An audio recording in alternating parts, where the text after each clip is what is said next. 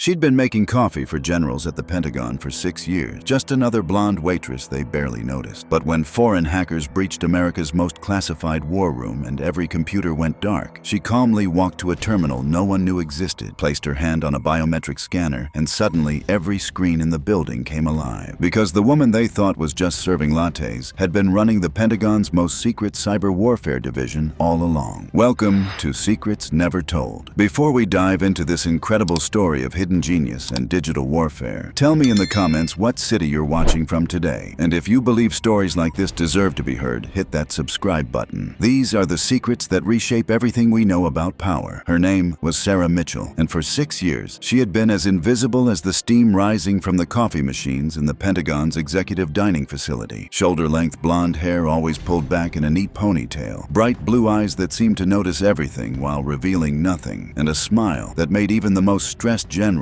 feel momentarily at ease. The Pentagon's E-ring buzzed with its usual controlled chaos. 4-star generals discussed troop movements over breakfast. Defense contractors pitched next-generation weapon systems during lunch meetings, and intelligence briefings flowed like the endless stream of coffee Sarah provided with quiet efficiency. Around her, the most powerful military minds in America made decisions that shaped global security. General Marcus Thompson complained about cyber threats from China, while Sarah refilled his cup for the third time. Secretary of Defense Patricia Walsh discussed classified satellite data as Sarah quietly cleared her table. Joint Chiefs Chairman Admiral Robert Hayes debated nuclear protocols while Sarah restocked the sugar dispensers nearby. None of them knew that Sarah Mitchell held the highest cybersecurity clearance in the Department of Defense. What they also didn't know was that Sarah wasn't just observing their conversations. She was analyzing them through neural processing enhancements that allowed her to detect patterns and connections that human cognition alone couldn't identify. Every classified discussion she overheard was cross-referenced with intelligence gathered from 12 other embedded Cipher Division operatives throughout the Pentagon. The morning routine that appeared so simple was actually a sophisticated intelligence collection operation. When Sarah served coffee to General Thompson, she was simultaneously scanning the RFID chips in his classified documents using technology built into her serving tray. When she cleaned tables, she was collecting audio samples from conversations that would later be analyzed for voice stress patterns indicating deception or hidden agendas. Even her appearance had been carefully engineered. The blonde hair and blue eyes weren't just genetics. They were the result of advanced cosmetic modifications designed to make her appear non-threatening and forgettable. Psychological profiling had shown that military personnel were less likely to notice or remember attractive women in service positions, making her the perfect invisible intelligence asset. Wednesday morning started like any other. Sarah arrived at the Pentagon at 4:30 a.m. through the same employee entrance she'd used for 6 years, her worn ID badge reading Food Services, Level 2 Access. She prepared the executive coffee service with methodical precision, ensuring every cup would be perfect for the decision-makers who would soon fill the dining facility. What her badge didn't show was the quantum-encrypted chip embedded in the magnetic strip, a chip that could access systems most NSA directors didn't know existed. But this morning was different. At 4:47 a.m., Sarah received an encrypted message through her neural implant, a message that caused her to pause mid-motion while preparing the coffee service. The message was brief but alarming. Phoenix Protocol activated. Hostile penetration imminent. Prepare for Phase 7 authorization. Phoenix Protocol was Cipher Division's highest threat classification, reserved for cyber attacks that could potentially cripple American military capabilities. Phase 7 authorization meant Sarah was cleared to use any means necessary to protect national digital infrastructure, including revealing her cover if required. For the first time in 6 years, Sarah's perfect routine showed a crack. She gripped the coffee pot handle a little tighter, her blue eyes scanning the empty dining facility as her enhanced hearing picked up electronic signatures that weren't quite right. Someone had been inside Pentagon systems for hours, laying groundwork for what was about to become the most sophisticated cyber attack in U.S. history. By 7 a.m., the executive dining facility was bustling with morning briefings disguised as breakfast meetings. Sarah moved through the room with practiced invisibility, refilling coffee cups and clearing plates while absorbing conversations about troop deployments, intelligence assessments, and strategic planning. "Coffee, General?" she asked with her usual warm smile as she approached General Thompson's table. "Thank you, Sarah," he replied without looking up from classified documents spread across the white tablecloth. "You always know exactly how I like it." What General Thompson didn't notice was that Sarah's blue eyes had quickly scanned every document on his table, memorizing troop positions instructions and tactical assessments that would later be cross-referenced with intelligence she gathered from other sources throughout the Pentagon. But more importantly, she had detected the subtle electromagnetic signatures indicating that someone else was scanning those same documents remotely. The attack had already begun. Through her neural link, Sarah could sense the digital intrusion spreading through Pentagon networks like a virus. The attackers were using advanced persistent threat techniques, moving slowly and carefully to avoid detection by conventional security systems. But they hadn't counted on Cipher Division's quantum-level monitoring capabilities. Sarah excused herself and walked to the kitchen area, where she activated a concealed communication system built into what appeared to be a standard espresso machine. "Cipher 1 to control," she whispered. "Phoenix confirmed. Hostile assets active in primary networks. Estimate 8 minutes to full penetration." The response came through her neural implant. "Understood, Cipher 1. Authorization granted for immediate countermeasures. Maintain cover until critical threshold." Sarah returned to the dining facility, her enhanced senses now fully active. She could detect the minute electromagnetic fluctuations as hostile code moved through the Pentagon systems. Feel the subtle changes in air pressure as cooling systems struggled with the increased processing load. Even smell the ozone generated by overheating circuits in distant server room. At exactly 8:47 a.m., everything changed. The first sign wasn't an alarm, it was silence. The constant hum of electronic devices throughout the Pentagon suddenly stopped. Coffee machines went quiet. Digital displays went dark. The steady background noise of modern technology simply vanished. Sarah's hand paused mid-pour as her brain immediately shifted into a different mode, processing threat levels and response protocols that had been programmed into her years ago. Cyber attack. Total systems penetration. All networks compromised. The second wave hit 30 seconds later. Emergency lighting kicked in as the main power grid was isolated, and suddenly, the most powerful military building in the world was running on backup systems that hadn't been tested for this kind of comprehensive digital assault. Chaos erupted throughout the dining facility. Generals grabbed for phones that wouldn't connect. Staff officers tried laptops that displayed nothing but black screens. Secretary Walsh demanded answers from aides who had no communication with the outside world. "What's happening?" General Thompson shouted as emergency personnel began flooding into the E-ring. "Sir, we've lost all electronic communications," reported Colonel Martinez, appearing at Thompson's side. "Computers, phones, satellite links, everything's down. It appears to be a coordinated cyber attack." Through it all, Sarah continued serving coffee. But beneath her calm exterior, her mind was racing. The timing was too precise. Her handler at Cipher Division had warned her 3 days ago that foreign intelligence services were planning something unprecedented, a cyber attack designed to blind the Pentagon during a critical 48-hour window when major military decisions were being made. Through her neural implant, Sarah was receiving real-time updates from Cipher Division's quantum servers, which operated on isolated networks that couldn't be penetrated by conventional attacks. The scope of the assault was staggering. Not just Pentagon systems, but NORAD, Strategic Command, and even classified networks that officially didn't exist. This wasn't just a cyber attack. It was a preparation for war. "Ma'am," a young security officer approached Sarah's station. "All non-essential personnel need to evacuate to secure areas." Sarah looked up with the same gentle expression she wore when asking if someone wanted cream in their coffee. "Of course, just let me secure the equipment here." The officer nodded and hurried away to help with the more urgent evacuations, not realizing he'd just spoken to the person who could restore every system in the building. As the dining facility emptied, Sarah methodically cleaned her equipment and stored supplies. But she wasn't really cleaning. She was activating dormant protocols embedded in devices that everyone assumed were simple coffee makers and food warmers. Each piece of equipment in the dining facility contained hidden quantum processors that Sarah had been installing and upgrading for 6 years. The coffee machine held more computing power than most university research centers. The refrigeration units contained quantum communication arrays. Even the seemingly innocent sugar dispensers housed advanced